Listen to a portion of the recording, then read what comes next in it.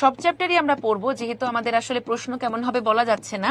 অনেকেই তোমরা ভয় পাচ্ছ যে ফুল সিলেবাসের প্রশ্ন হয়তো হচ্ছে গিয়ে কঠিন হইতে পারে, কিন্তু আমি তোমাদেরকে বলবো যে তোমাদের প্রশ্ন সহজ হবে এই কারণে, আগে চ্যাপ্টার বেশি হলে, তোমার চ্যাপ্টার কম হলে একটা চ্যাপ্টার ডিপ থেকে হচ্ছে গিয়ে প্রশ্ন দেওয়ার একটা চান্স ছিল, কিন্তু এখন যেহেতু চ্যাপ্টার বেশি, সো একটা চ্যাপ্টারে বেশি ডিপে কিন্তু টিচাররা যেতে পারবে না।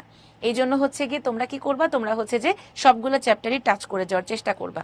তাহলে বোটানি থেকে আমাদের জন্য 3 স্টার ইম্পর্টেন্ট চ্যাপ্টার কোনগুলা, যেগুলো দিয়ে পড়া শুরু করবা? কোষ ও এর গঠন, এরপরে হচ্ছে কোষ রসায়ন, অণুজীব, এরপরে হচ্ছে গিয়ে তোমাদের নগ্নবীজি, আবৃতবীজি, উদ্ভিদ শারীরতত্ত্ব, জীব প্রযুক্তি। তাহলে এই যে আমাদের এই 6টা চ্যাপ্টার আমাদের সিকিউর জন্য হচ্ছে মোস্ট ইম্পর্টেন্ট। এদের মধ্যে কোষ ও এর গঠন থেকে আমরা প্রথম থেকে দেখব আমাদের আদিকোষ এবং প্রকৃত কোষের মধ্যে যে তুলনা, পার্থক্য সেটা। এরপরে হচ্ছে আমাদের কোষ ঝিল্লির ফ্লুইড মোজাইক মডেল।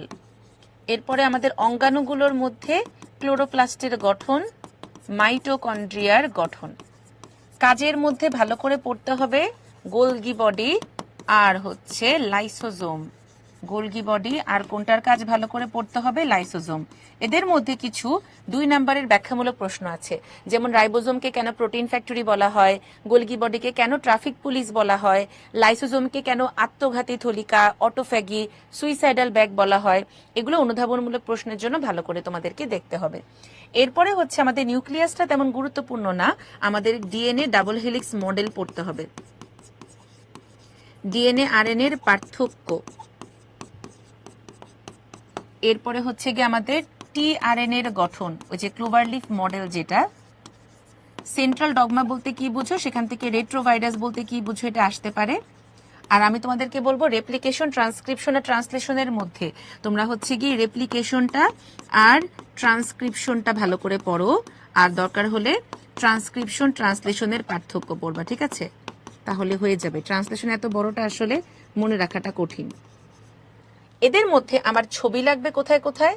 ফিগার লাগে হচ্ছে আমাদের কোষ ঝিল্লির ফ্লুইড মোজাইক মডেলে প্লাস্টিডের ছবি, মাইটোকন্ড্রিয়ার ছবি, ডিএনএ ওয়াটসন ক্রিকের মডেলের ছবি, টিআরএনএ এর গঠনের ছবি, রেপ্লিকেশন ট্রান্সক্রিপশনের ছবি, এফ দিয়ে ফিগার।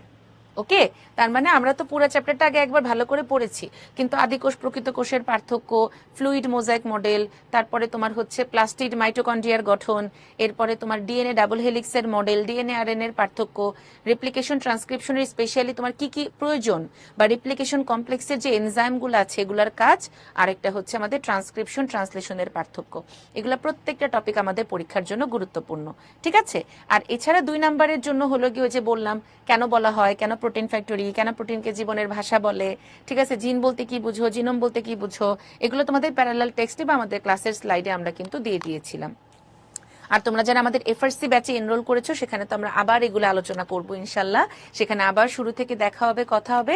যাদের হয়তো কোনো না কোনো চ্যাপ্টারে কোনো না কোনো ঘাটতি ছিল, বা এখন পড়তে বসে মনে হয় হায় আল্লাহ কত আগে পড়ছি কিছুই মনে নাই, অথচ এগুলো একসময় কত ভালো পারতাম, ওইগুলো ইনশাল্লাহ রিভিশন ক্লাসে আমরা যখন বলে দিব তোমাদের সবকিছু ইনশাল্লাহ আস্তে আস্তে করে মনে পড়বে, ঠিক আছে?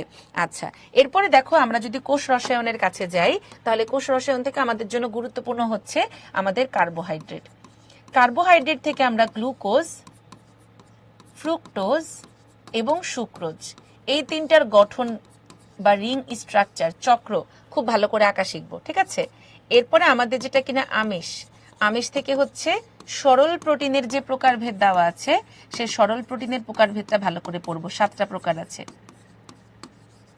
লিপিড, লিপিড থেকে আমাদেরকে জানতে হবে কোনটা গুড কোলেস্টেরল, কোনটা ব্যাড কোলেস্টেরল, অর্থাৎ এলডিএল, এইচডিএল। লিপিড প্রোফাইল চাইলে দেখতে পারো, এলডিএল এইচডিএলটা বেশি গুরুত্বপূর্ণ। আর এনজাইম থেকে আমাদের পড়তে হবে এনজাইমের প্রকারভেদ আর গুরুত্ব, ঠিক আছে? এনজাইমের প্রকারভেদ আর গুরুত্ব। তাহলে শর্করা থেকে হচ্ছে আমাদের গ্লুকোজ, ফ্রুক্টোজ আর সুক্রোজের গঠন, এরপরে তোমার গ্লুকোজ ফ্রুক্টোজের পার্থক্য, স্টার্চ সেলুলোজ গ্লাইকোজেনের পার্থক্য। মোট কথা বইয়ের কোনো পার্থক্যের ছক বাদ দেওয়া যাবে না, এই জন্য আমি এগুলো লিখলাম না আলাদা করে, কোনো পার্থক্যের ছক বাদ দেওয়া যাবে না, সবগুলো সিকিউর জন্য সমানভাবে গুরুত্বপূর্ণ। আমিষ থেকে সরল প্রোটিনের প্রকারভেদ, লিপিড থেকে lipid profile, good cholesterol, bad cholesterol, enzyme থেকে হচ্ছে এনজাইমের আইউবি প্রকারভেদ আর গুরুত্ব। অণুজীব থেকে আমরা যদি আসি তাহলে অণুজীব থেকে আমাদের জন্য ইম্পর্টেন্ট হচ্ছে সবার আগে ম্যালেরিয়া। ম্যালেরিয়ার সবকিছু পড়তে হবে, ঠিক আছে?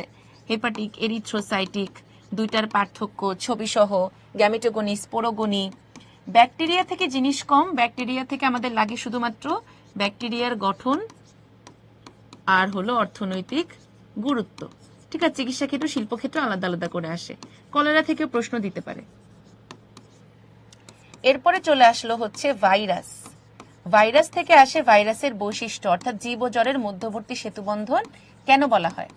এরপরে হচ্ছে ভাইরাসের গঠন, দৈহিক গঠন। ভাইরাসের সংখ্যা বৃদ্ধির মধ্যে লাইটিক চক্র অথবা লাইটিক লাইসোজেনিকের পার্থক্য আসতে পারে। আর হচ্ছে ভাইরাসের অর্থনৈতিক গুরুত্ব। ভাইরাল রোগগুলোর মধ্যে ডেঙ্গু বেশি ইম্পর্টেন্ট, ঠিক আছে? এটা রিসেন্ট ট্রেন্ডি ডিজিজ তো সবার হচ্ছে। তাহলে ভাইরাসকে কেন জীব ও জড়ের মধ্যবর্তী সেতুবন্ধন বলা হয়, বা ভাইরাস কেন অকোষীয়, ভাইরাসের গঠন ছবি সহ, ঠিক আছে? সংখ্যা বৃদ্ধি প্রক্রিয়া অথবা লাইটিক লাইসোজেনিকের পার্থক্য, অর্থনৈতিক গুরুত্ব আর ডেঙ্গু। আচ্ছা, এখান থেকে আমাদের কোষ রসায়নের ছবি লাগে, এই যে এই গঠনগুলার ছবি লাগে, আর তেমন ছবি নাই। আর এখান থেকে তো ম্যালেরিয়ার অনেকগুলা ছবি, ব্যাকটেরিয়ার গঠনের ছবি শুধুমাত্র আসতে পারে প্রয়োগে, ভাইরাসের লাইটিক লাইসোজেনিকের ছবি আর গঠনের ছবি, ঠিক আছে? এবারে আমরা যদি নগ্নবীজি আবৃতবীজির কাছে আসি, তাহলে নগ্নবীজি আবৃতবীজি থেকে আমাদের জন্য ইম্পর্টেন্ট হচ্ছে কোনটা? নগ্নবীজি থেকে 3টা প্রশ্ন। একটা হলো পাম ফার্ন বলতে কি বুঝো, জীবন্ত জীবাশ্ম, আর হলো কোরালয়েড মূল বা রুট টিউবারকল। প্রশ্ন যদি একটু অ্যাটিপিক্যাল করে তখন তোমাকে সাইকাসের জনন দিতে পারে, আদারওয়াইজ দিবে না, ঠিক আছে? এখানকার সবচাইতে হট টপিক হলো নগ্নবীজি আর আবৃতবীজির পার্থক্য। এই দুইটা পার্থক্য পরীক্ষায় প্রায় চলে আসে, ঠিক আছে? নগ্নবীজি আবৃতবীজির পার্থক্য।